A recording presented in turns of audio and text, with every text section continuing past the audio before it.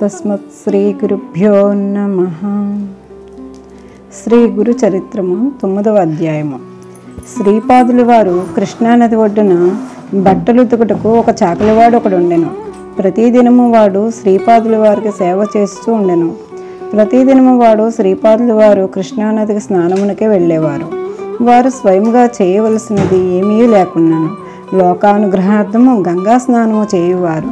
ఆ రజకుడు ప్రతిదినము త్రికాలమయందున శ్రీపాదుల వారి చేరి వినయపూర్వకంగా మనోవాక్యంతో భక్తి స్వరూపుడై సాష్టాంగ నమస్కారము చేయుచుండెను. ఇదే విధముగా కొన్ని దినములు గడువగా ఒకరోజు వారు ఆ రజకునితో, ఏమి ఆశించి నీవు ప్రతిదినము నాకు ప్రణామం చేయుచున్నావు? నీ సేవ వలన సంతుష్టుడైతిని భక్త, నీకు రాజ్యమునొసగుదును అని పలికిరి. అప్పటి నుండి శ్రీపాదుల వారు ఈశ్వరులు సత్య సంకల్పురని భావించుచు సంసార చింతనను విడిచి వారికి సేవకుడై ప్రతిదినము వేకువజామునే శ్రీగురు నివాస ప్రాంగణానికి వెళ్ళి తుడిచి నీరు జల్లి ఉండెను. ఇట్లుండగా ఒకరోజు ఒక యువరాజు చతుర్విధ దళములతో తెంచి ఆభరణ అలంకరింతులైన స్త్రీలతో స్వయముగా అలంకరించుకుని నానావిధ వాద్యములు మ్రోగుచుండగా ఆ నదీ ప్రవాహమున జలక్రీడలాడుచూ ఉండుట రజకుడు చూచెను. ఏనుగులు గుర్రములు పదాతి తళములను తీరము వెంబడి ఉండగా ఆ రాజు అనేక భూషణములు ధరించిన వాడే సంతోషముతో కనిపించుచుండెను. ఒక్క క్షణము ఆ రజకుడు గురుచింతన మాని ఆ రాజు వైభవమునకు విస్మృతుడయ్యను. ఇట్టి సుఖము సౌఖ్యము వైభవం పొందిన జన్మ వ్యర్థమని భావించుచూ ఉండెను. ఈ రాజు జీవితము భక్తులకే కొలవబడు ఈశ్వరుని పోలి ఉన్నది. అతడు ఎంత పుణ్యము చేసుకున్నాడో, ఎట్టి గురువును సంపాదించుకున్నాడో, ఏ దేవుణ్ణి ఆరాధించుచున్నాడో, ఎంతటి మహర్దశ పొందినాడు అని అనుకుంటున్నాను.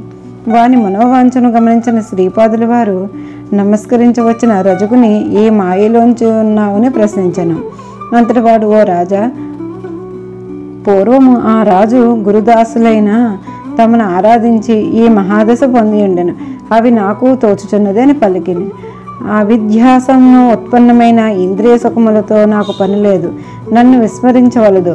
మీ పాదములే నాకు సుఖమునొసగును అనెను. తక్షణమే శ్రీపాదుల వారు ఇంద్రియములను తృప్తి చెందక మనస్సు నిర్మలుగా చేసుకుని, వాసనలు మిగిలిపోయినచో జన్మాంతరము కష్టములు కలిగించనని, జన్మవశము కష్టములు పొందిన నీకు రాజభోగ్యములందు ఇచ్చ కలదని, కాన నీవు మరుజన్మలో వైడూర్యనగరున మ్లేచ్ఛరాజే జన్మించి రాజ్యభోగములను అనుభవించమని, భవాంతరము అంత్యకాలమునందు నా తదుపరి నృసింహ సరస్వతి అవతారమునందు నా చరణము దర్శనము పొందగా నీకు జ్ఞానబోధ కాగలదని వానిని ఆశీర్వదించి వాడు వెంటనే ప్రాణములు విడిచి వైడూర్యనగరున మ్లేచ్ఛకులమున జన్మించి రాజయ్యను.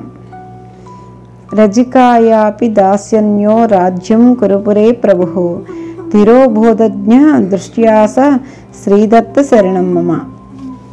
జై గురుదత్త.